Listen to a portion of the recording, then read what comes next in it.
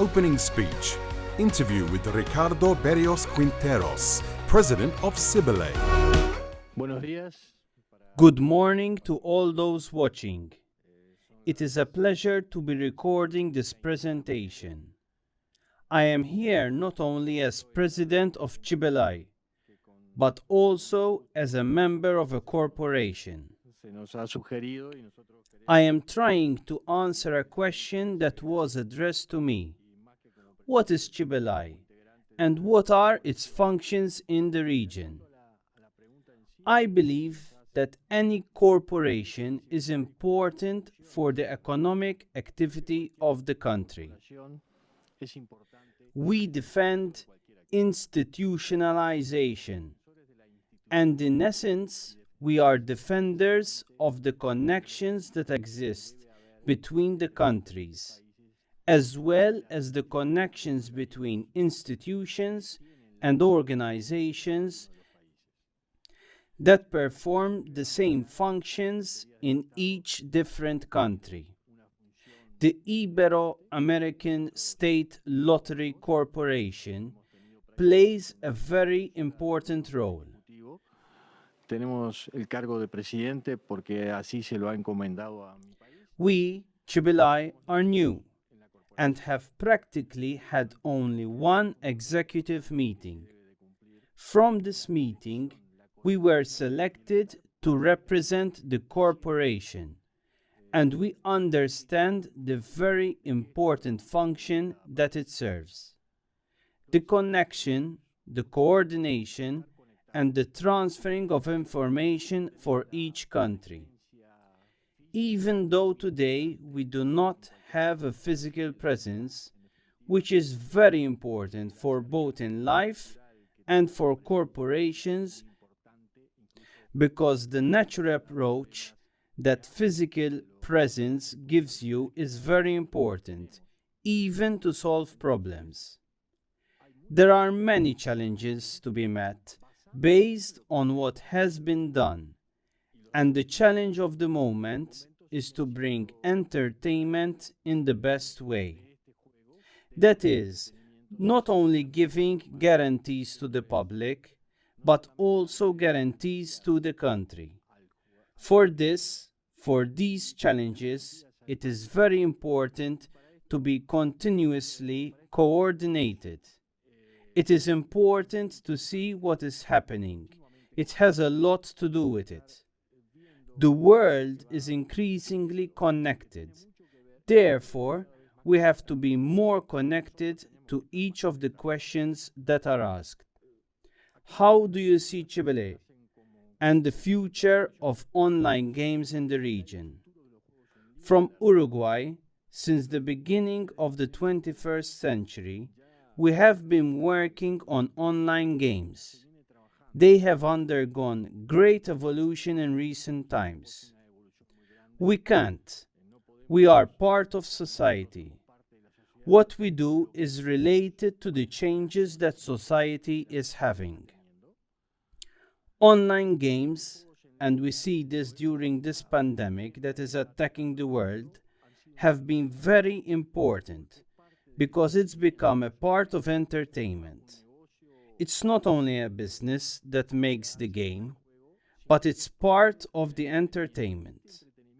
We are responsible for the state. We have to balance it. That's the intervention of the state. There is a challenge in these games, but also a necessary balance, which is that we must not miss, as has happened in many countries that see much more concern. This is not the case in Uruguay, as what happened with the intervention of online games. I think that the future of online games is something that we have to implement in the best way, and here we have already moved on to an essential element, which is responsible gaming. And I think that we have to balance, seek the development that online games, which has been evolving, and in turn not lose the regulation silos that states should have, seeking a balance between the business itself, entertainment, and responsibility that we do not miss. With problems that society is having today, in terms of the games not having the proper control, I think the last question is very challenging because it says, Porque dice, ¿cómo puede la lotería reconectarse con la generación del milenio? how can the lottery reconnect with the millennial generation? And well, this is a problem that is no longer only of the lottery. It is a problem of society. The generation of today is having other perspectives.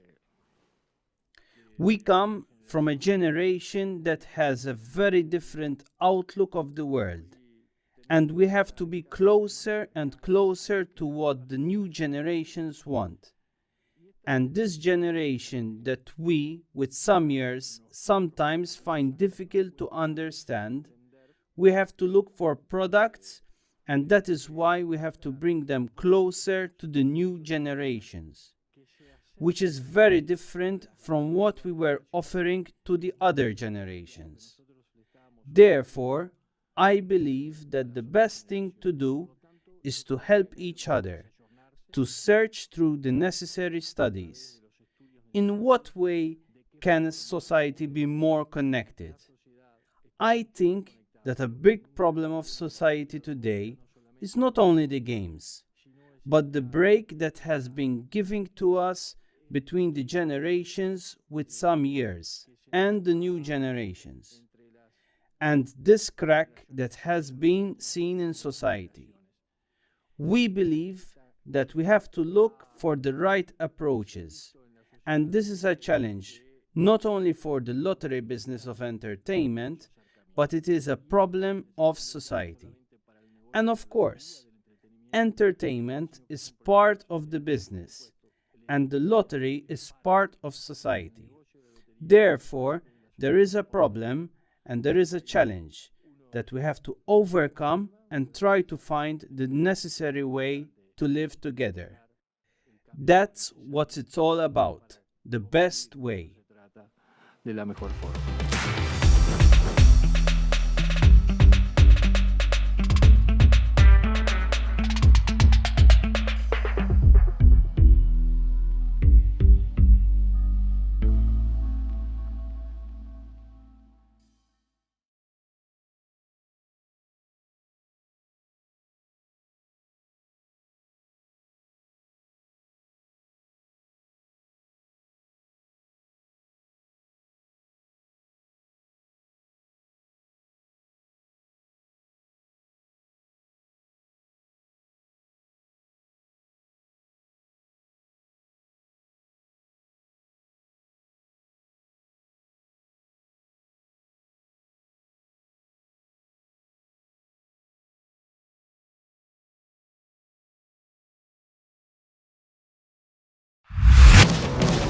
Effects of sports betting brands in Brazilian football.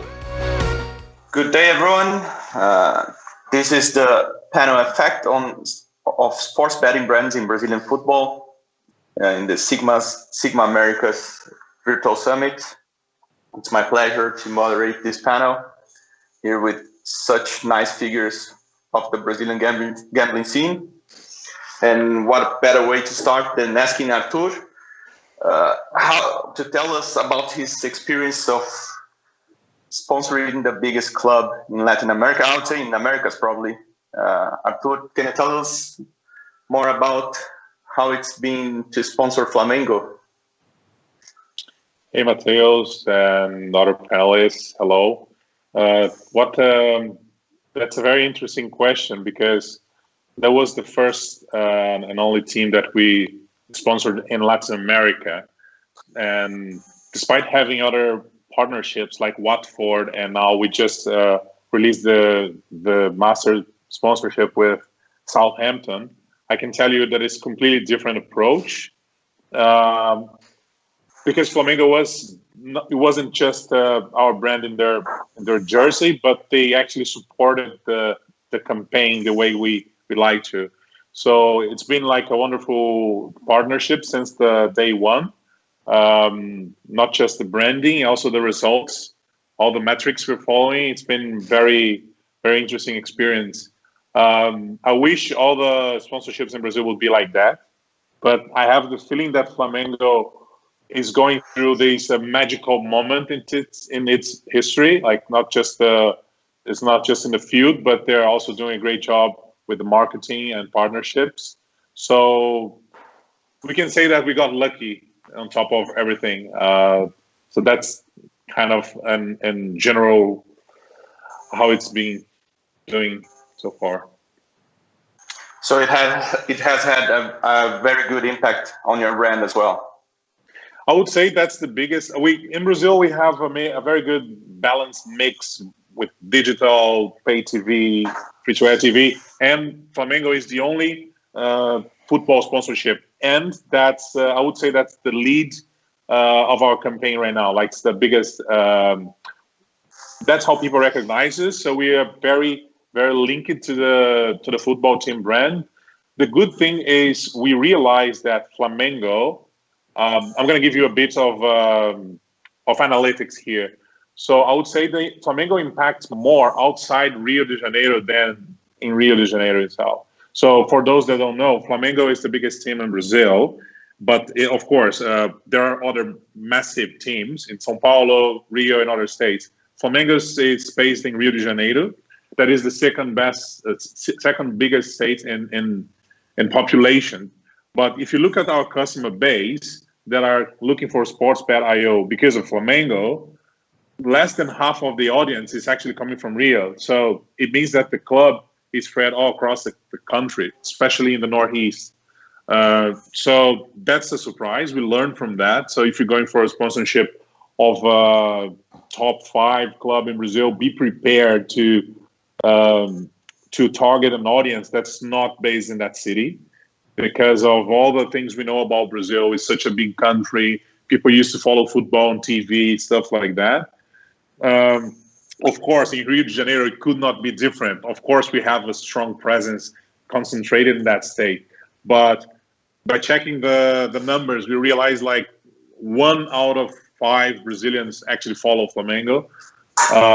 And considering they're doing such a good job in the field, it gets more highlights. So it's been good, but I'm pretty sure that we could not achieve the success of the campaign without a proactive approach by the club. So actually, the club was a partner here, so they helped to promote our brand, and especially on online. If you don't have the collaboration of the club you're working at to make the results together, this is not going to work. Just put your brand there and wait for it to happen. Not going to work, in my opinion.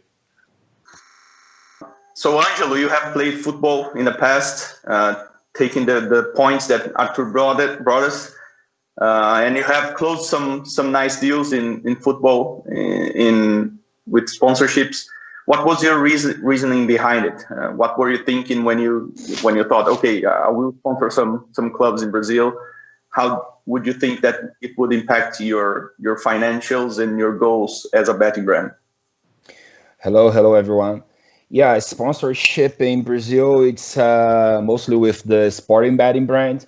It's pretty new deals, okay? So I don't think that's almost all the clubs in Brazil, mostly the tiny ones, because Flamengo, it's only case, it's the highlight of the soccer teams, football teams in Brazil.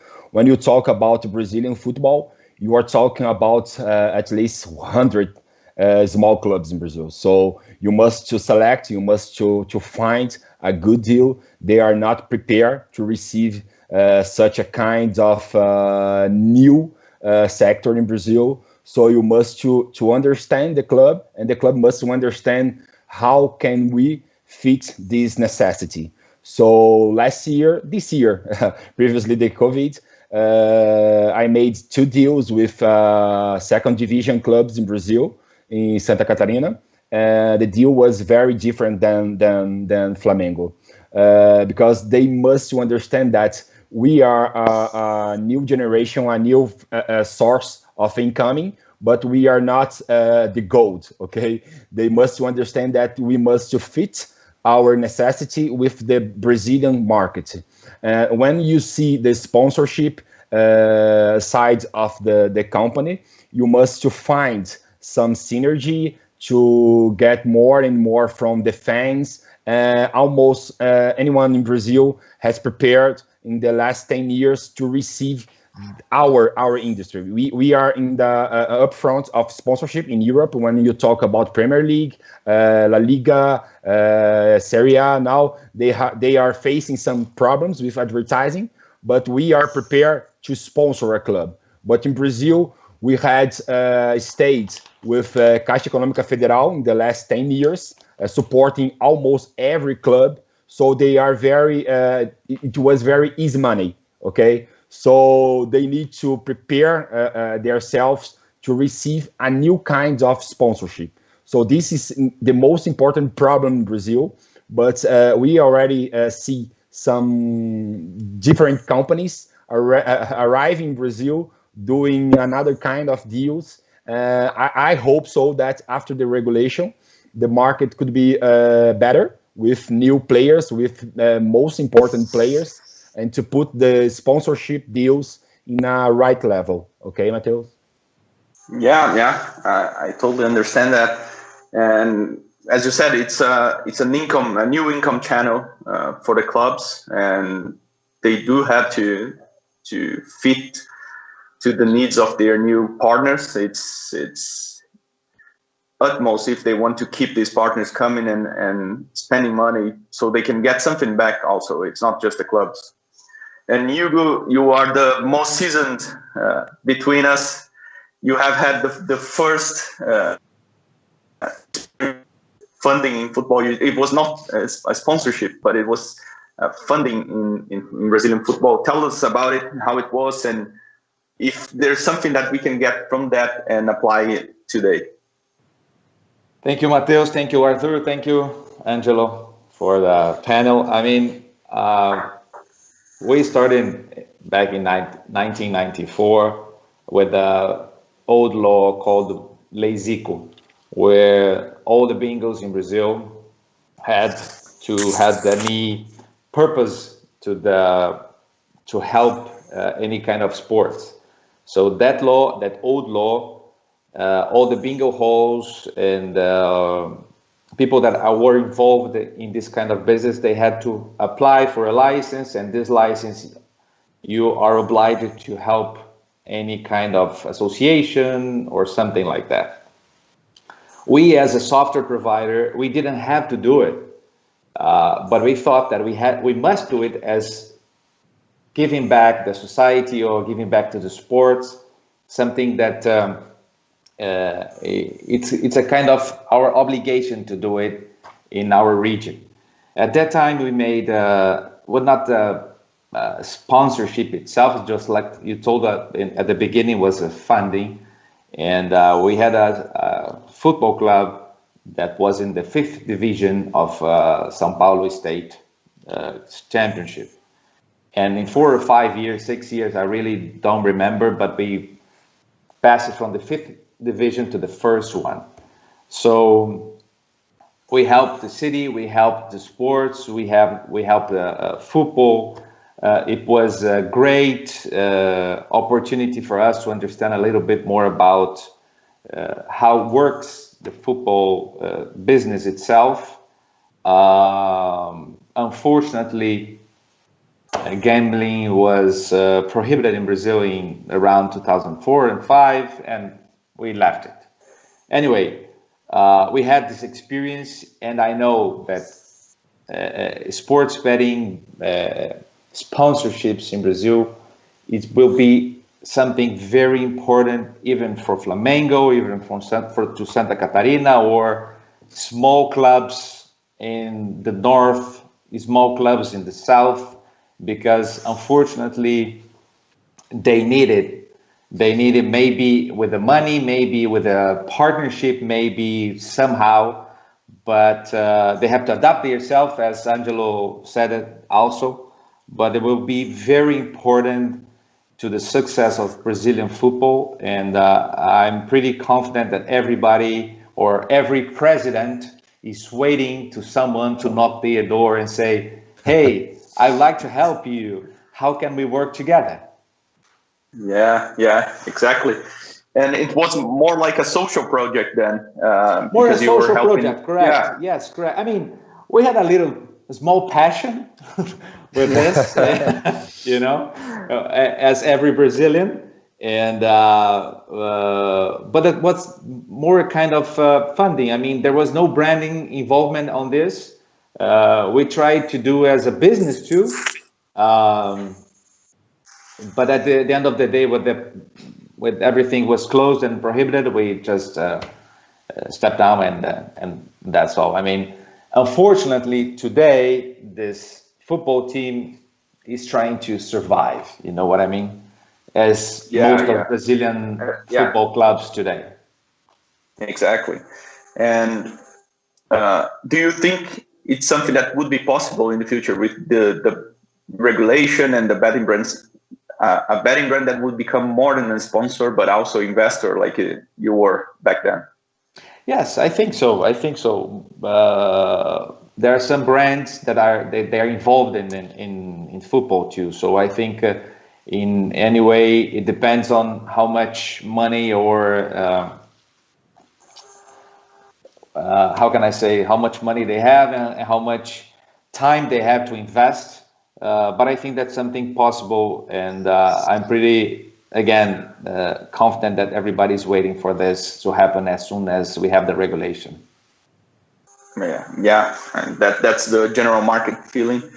Getting back to Arthur, now that Hugo's paint a picture of how it was back in the day, how it is. Tell us how it is to the differences between a sponsorship in Brazil, where you sponsor Flamengo, and abroad, which you just announced Southampton as a new master sponsor. Can you tell us what do you see that it can be improved on both sides, and what the Brazilian market can learn from it?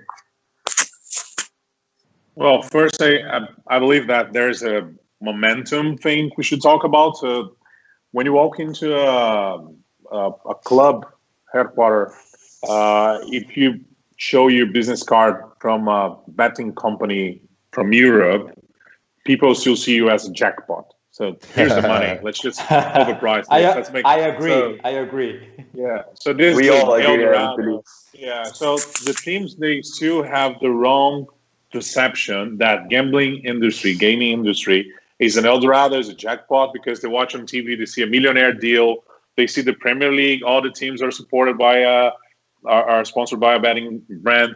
But what they don't see, that's a major market where they're doing that and sharpening that for years and years, and they have results.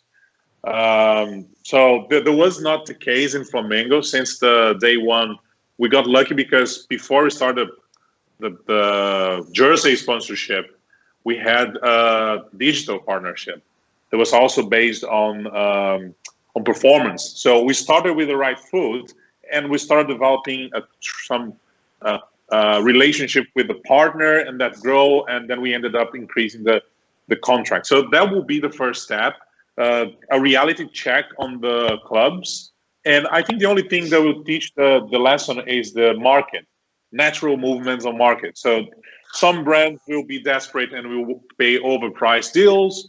Some teams won't get a sponsorship for the year, so they will end up without a sponsor because they basically got the wrong valuation on their product. So why is your product now valuated in 20 million if it was 10 million last year? Who's going to pay for that? So that's the first thing. That's negotiation. Now, you got to understand that for running your campaign, so Brazil is not a digital nation yet. We are getting there, but we are not.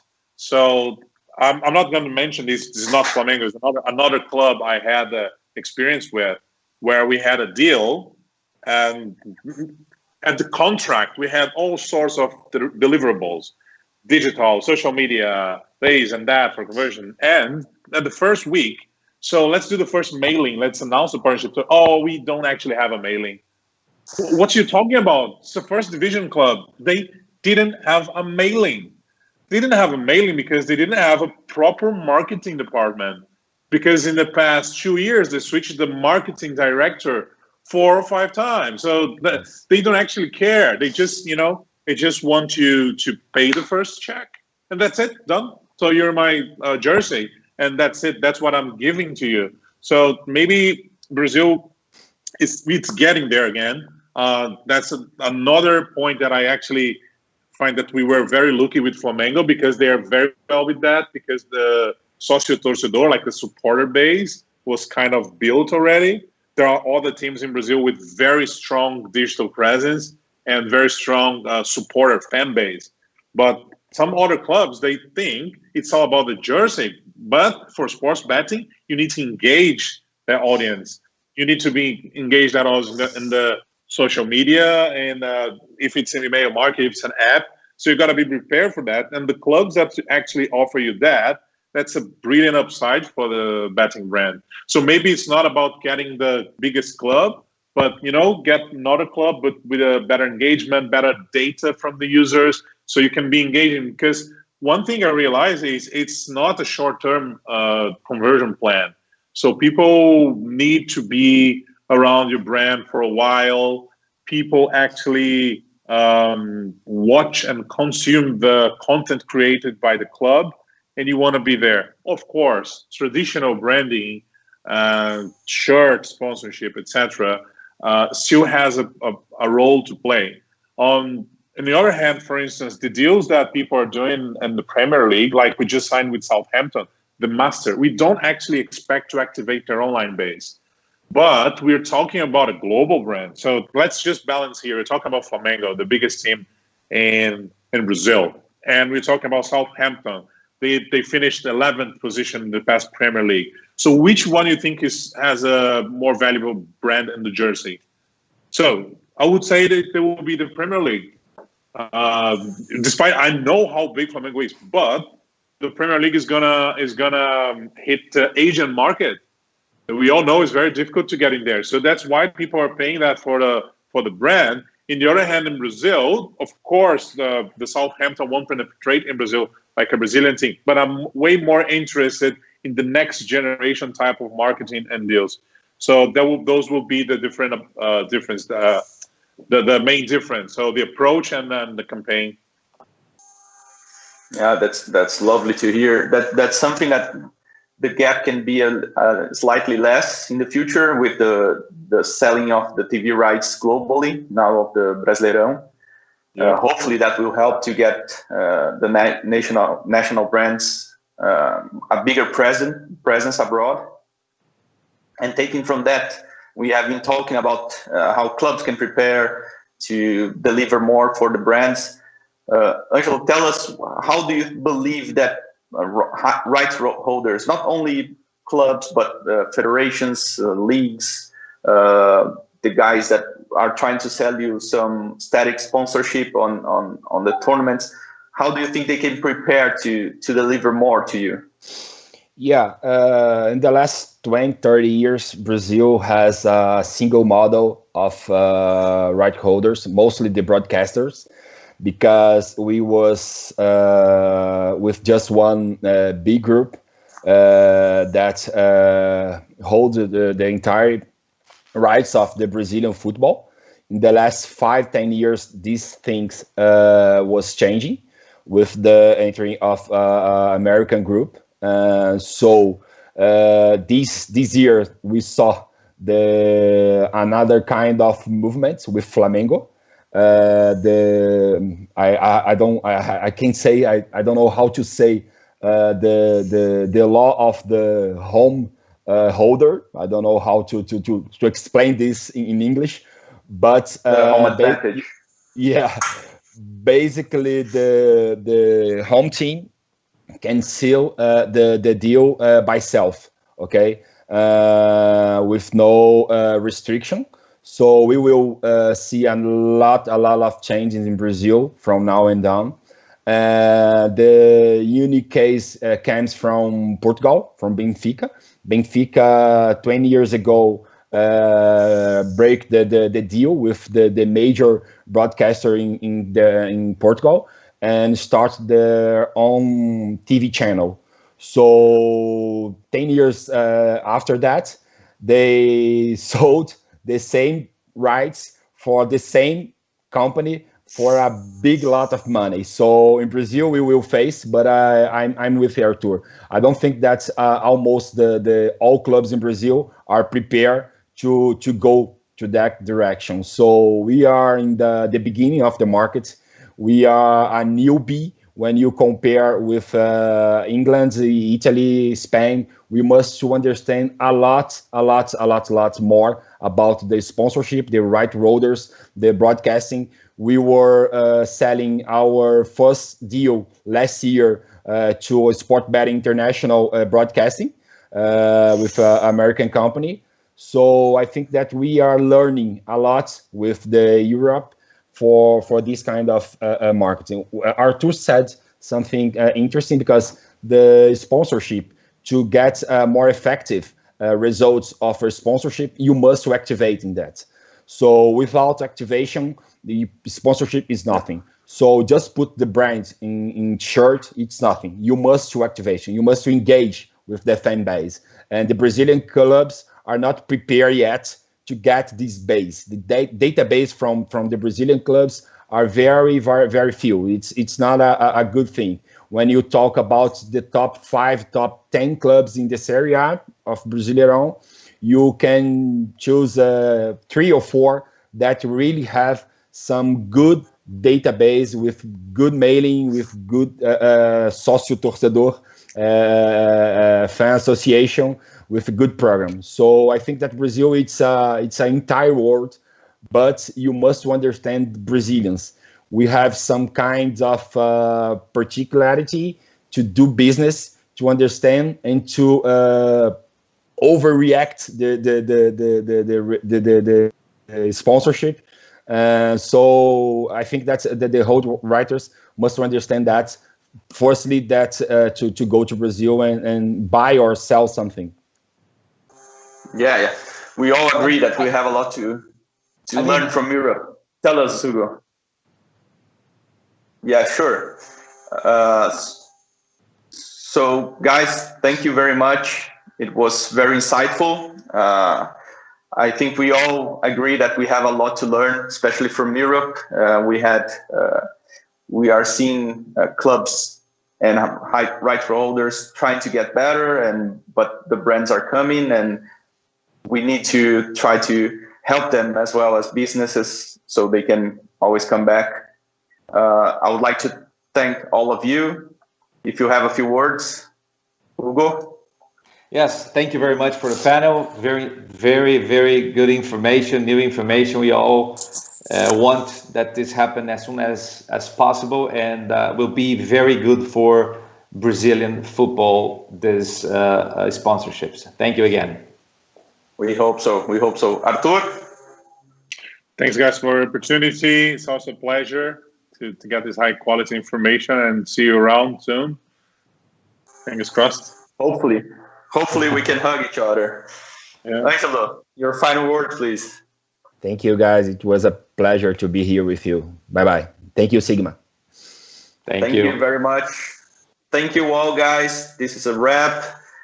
Bro, I hope to meet you very soon, and probably have some drinks and enjoy life as it should. Thank you all. This was the Facts of Sports Betting Brands in Brazilian Football, SiGMA America's Virtual Summit. Thank you.